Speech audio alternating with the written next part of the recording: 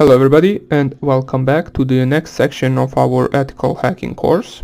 Now, in the previous section we covered the web penetration testing attacks and some of the basic and some of the more advanced attacks, but in this section we will cover some of the attacks used to gather the access to the wireless access point network.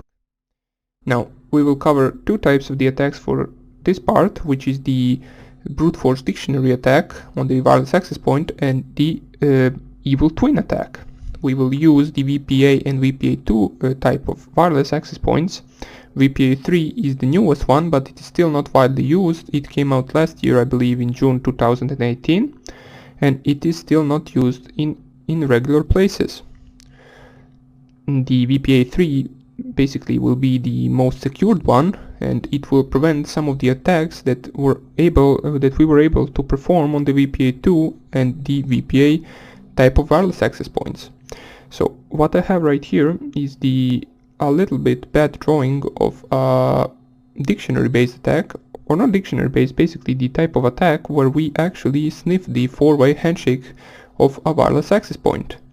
Now, the four-way handshake is basically a process that the client performs in order to connect to the wireless access point. It is called a four-way handshake because it is consisted from four parts. Now, in order for us to gather the four-way handshake, we would need to basically the entire process can be summed up in one sentence. So basically we need to disconnect the client from the wireless access point and sniff the four-way handshake as soon as he tries to connect back. That would be the entire process that we would be doing. So the process in detail would be that we need to send something called the deauthentication frames. Now, the deauthentication frame is a frame sent from a station wishing to terminate connection from another station. So basically the authentication frame is something that client sends to the wireless access point when he wants to disconnect from it. The thing is that we can spoof the MAC address of all of the clients that are connected to the wireless access point and make them connected instead of us. So basically, if you wanted to on any wireless access point, you can send the authentication frames and disconnect all of the other clients from the wireless access point without you even having the access to it.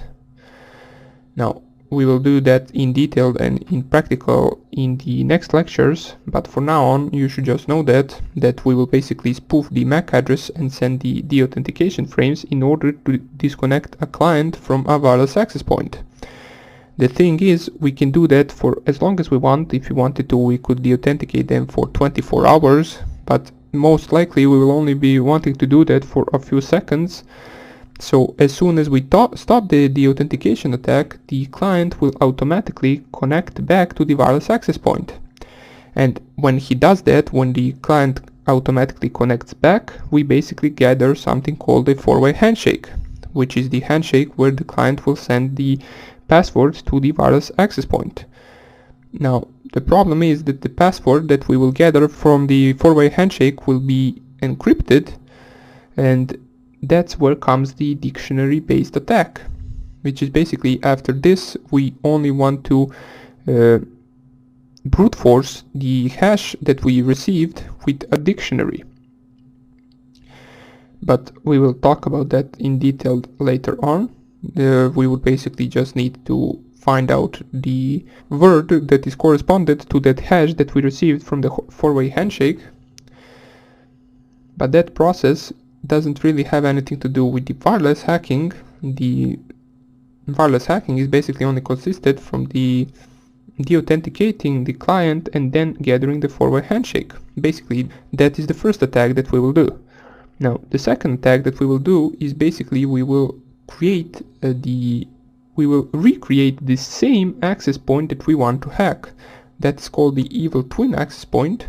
That is also one of the main purposes why we use the authentication. Basically, we want to force clients to connect to our evil twin access point, which then can be used to capture network packets transferred between the client and our access point. Now, how we do that? Well, we basically try to make the identical access point as the one that we are attacking, And then once we do that, we basically send the authentication packets to the clients connected to the wireless access point, and then we hope that they will connect back to our access point instead of the real and legit access point that they were connected to before. Now, in order for us to perform both of these attacks, you will need two things. The first one is the monitor mode enabled on your wireless network card. Now, if you don't have the monitor mode option on your network card, you will basically need to buy a cheap network card that has the monitor mode enabled on it. Basically anywhere you like, you can go to your local store and try to find it. Just ask if this card has the monitor mode option on it. That is also the reason why I will be recording all of these attacks on my laptop instead of the Kali Linux machine, or basically only the first part of the attack I will record on the laptop, and then after that we will go onto our Kali Linux machine, since I have monitor mode enabled on my laptop and I don't have a wireless card for my Kali Linux machine. And the second thing that you might need is the antenna for stronger signal in Evil Twin attack. Now, that is not a must, you do not need it if you don't want it, but it can make your attack perform better, since if you have a stronger signal, after you deauthenticate these two clients, they will most likely connect back to you instead of the real access point. But you do not need it. We can perform the Evil Twin attack even without the antenna for stronger signal. But the first thing that I said you will need, you cannot perform any of these attacks without the monitor mode on your network card. So make sure you get that to work before you continue with this section.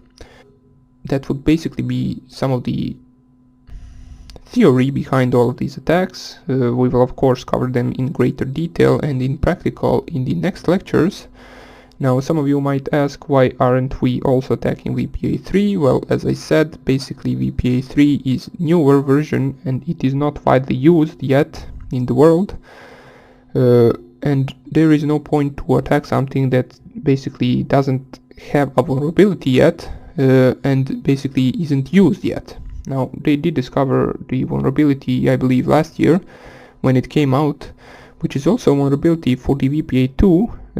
Basically, I believe some Hashcat developer found a way to crack the network without involving the four-way handshake. So basically, with this attack, I believe the attacker sends a single EPOL frame to the access point. They then get back the pairwise master key and use Hashcat to generate the pre-shared key. Now, Hashcat is a program that we will use in order to crack the hash of the password that we received from the four-way handshake. I will show you that program later on and how to use it. And with a reasonably GPU cracking infrastructure, you could crack many systems in just a few days, or even less. Some of the systems you could basically crack in just a few seconds. Now, the dictionary-based attack, for some of you that are wondering, is not possible on the WPA3, which is the new wireless access point security measures. Basically, the WPA2 for handshake was suitable to offline dictionary-based attacks, which we will cover, especially when short passwords under 16 characters were employed, but WPA3's handshake protocol forces real-time attacks, essentially eliminating the dictionary attack techniques, which basically means in the WPA2 attack, which we will cover, basically once you gather the four-way handshake, you do not even need to be near the wireless access point. You can just go on the other side of the world and still perform the dictionary brute force, since you have the four-way handshake captured in a packet that you have saved on your Kali Linux machine, for example. And then later on you do not need to be anywhere near the wireless access point in order to try to brute force that hash. But that type of the attack we won't be able to do on the WPA3, and also the WPA3 uses the simultaneous authentication of equals, or SAE, to replace the WPA2's pre-shared key, which is PS key exchange protocol, which is also the four-way handshake. The SAE is a more secure protocol for handling the initial key exchange, And SAE, also known as the Dragonfly key exchange, uses forward secrecy and is resistant to offline decryption attacks. So that's about it for the theoretical part. We will of course cover it in greater detail later on, but for now on, this is just some of the basics that you should know in order to more easily understand the attacks that we will perform. And also you need to gather, as I said, the network card with monitor mode option on it, and then you will be set to go. So that's about it for the theory part. In the next lecture I will start with putting our network card in monitor mode and starting our dictionary based attack. So I hope I see you in the next lecture, and take care. Bye.